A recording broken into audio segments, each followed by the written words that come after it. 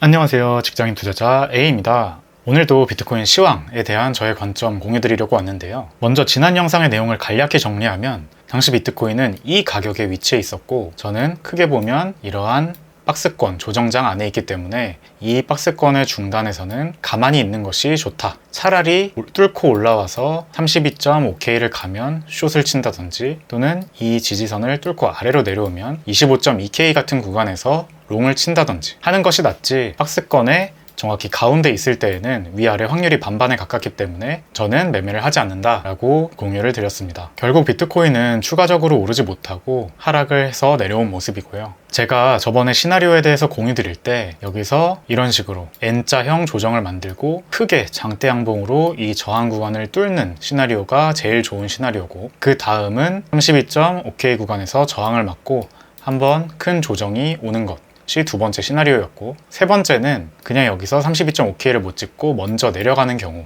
그때 이 25.2K 구간이나 더 아래는 18.2K 구간까지도 지지 구간이 열려 있다 라고 관점을 말씀드렸는데, 첫 번째 관점, 즉 바로 큰 장대 양봉으로 올라가는 시나리오는 점점 멀어지고 있는 게 보이죠. 모양상 그렇게 올라갈 거였으면 지난 5월 초 FOMC쯤에는 올라주는 것이 조금 더 자연스러운 모양이었다 생각합니다. 저는 여전히 중장기적으로는 이 32.5에서 약 34.5K 구간을 한 번은 찍을 것으로 기대를 하고 있는데요. 오늘은 단기적인 움직임에 대해서 조금 더 말씀드릴까 합니다. 어쨌든 조정의 모양이 어느 정도 더 명확해지고 있기 때문입니다. 먼저 긍정적인 시나리오 같은 경우엔 지금 그어놓은 이 지지 구간에서, 즉 지금 구간에서 성공적으로 반등을 해서 올라가는 시나리오입니다. 그런데 지금 바로 올라가면 아까 말씀드렸던 것처럼 큰 장대 양봉으로 저항 구간을 뚫어버리는 모양보다는 이 위에서 한 번 더 저항을 맞을 확률이 조금 더 높아졌다고 보고 있습니다. 그런데 부정적인 관점에서는 지금 내려온 모양새가 공교롭게도 헤드앤숄더 패턴을 띠고 있죠. 물론 패턴은 이 넥라인 지지 구간을 뚫고 내려오고 그 다음에 반등해서 리테스트까지 한 다음에 다시 내려올 때, 그때 완성된다고 보는 것이 조금 더 정석적입니다.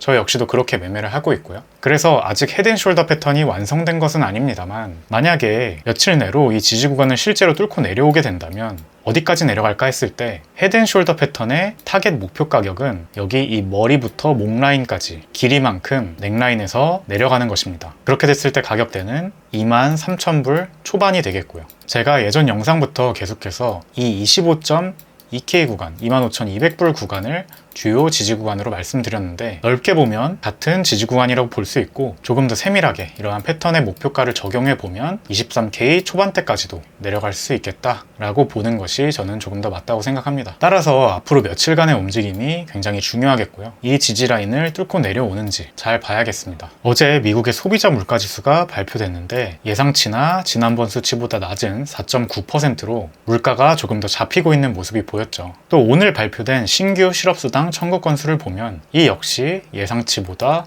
더 높고 지난번 수치보다도 더 높은 264K를 기록했습니다. 실업지수가 높아지고 있다는 것은 그만큼 경기가 둔화되고 있다는 사인이겠죠. 이로 인해서 미국의 금리 향후 예상치에 대해서도 변동이 있는데요. 우선 다음번 6월 14일 FOMC에서는 기존과 동일하게 5.25%로 동결할 것이 97.4%로 예상이 되지만, 다시 인하되기 시작하는 시점에 대해서는 얼마 전까지만 해도 11월까지도 예상이 됐던 것에 반해 지금은 경기 둔화되는 사인이 나오기 때문에 9월 20일 FOMC 때는 금리가 다시 인하되기 시작할 것이다 라고 예상치가 바뀌고 있습니다. 차트상으로 9월은 여기겠죠. 그래서 저는 금리가 인하되는 시점 전까지 최대한 매수 포지션을 유지해 볼 생각이고요. 그 전에 가급적이면 저의 최소 타겟인 32.5K가 오기를 기대하고 있습니다. 바로 갈지 아니면 내렸다 갈지 지켜보는 이번 주말과 다음 한 주가 되지 않을까 생각됩니다. 저는 코인의 거의 80%를 비트코인만으로 가지고 있긴 하지만 많은 분들은 대부분의 비중이 알트코인에 몰려 있을 수 있다고 생각합니다. 그런데 지금 비트코인의 상승률보다 알트코인의 상승률이 더 낮죠.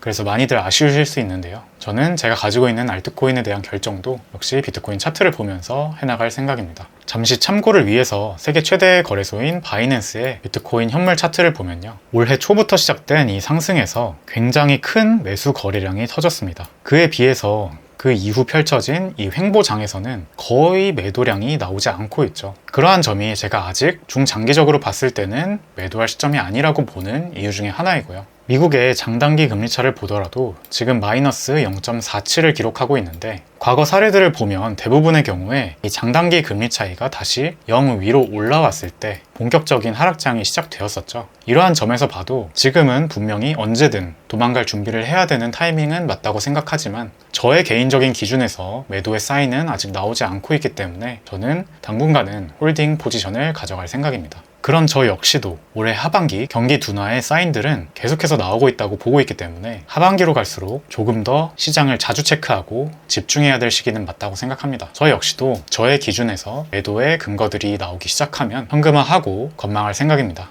그리고 한 가지 구독자분들께 드리고 싶은 말씀이 있는데요. 제가 가끔 업로드 주기가 조금 느릴 땐 있지만 저의 관점이 변화했을 때 바로 영상을 올리지 않았던 적은 지난 3년간 한 번도 없었습니다. 지금도 그건 마찬가지고요. 어떤 분들이 시장을 보시기에는 굉장히 많은 일들이 있는데 왜 영상이 안 올라올까 궁금해 하실 수도 있는데요. 제가 보기에는 시장이 아무리 단기적인 가격 변동을 하고 몇 가지 소식들이 발표되더라도 제 관점에서는 여전히 변한 것이 아무것도 없기 때문에 새롭게 드릴 말씀이 없어서 영상이 안 올라오는 것이지, 만약에 시장에 정말 제가 생각하기에 중요한 뉴스가 있거나 저의 관점이 업데이트되는 순간이 오면 바로바로 영상 올리겠습니다. 그러니까 너무 걱정하지 마시고요. 지켜봐 주시면 감사하겠습니다. 그럼 오늘 영상은 여기까지고요. 끝까지 시청해주셔서 감사합니다. 저는 다음 영상에서 더 좋은 내용으로 찾아뵙겠습니다. 직장인 투자자 A였습니다.